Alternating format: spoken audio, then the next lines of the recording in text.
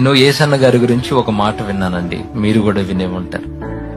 ఆయన మరణ పడకలో ఉండి మంచాన పడి రోజు రోజుకి బలహీన పడిపోతూ చిక్కి శల్యమైపోయాడట. ఎముకలు గూడైపోయి మంచంలో చావు బ్రతుకుల మధ్యలో ఉన్నప్పుడు ఆయన పక్కన ఉన్న సేవకులతో అంటున్నాడంట, అందరూ కలిసి దేవుని పాదాలు పట్టుకోండి. ఒకసారి గట్టిగా స్తోత్రం చెప్పండి, గట్టిగా చెప్పండి.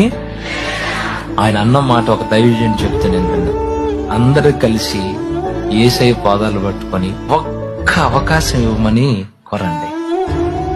ఈ ఒక్క రౌండ్ నన్ను బ్రతికించమని అడగండి. ఈసారి లేచానా రాష్ట్రాన్ని, దేశాన్ని ఒక్క ఊపాలి మరొకసారి. యేసయ్య కొరకు కదిలించాలి ప్రాంతాలని, సాతాను కోటలు కూల్చాలి. అడగండి.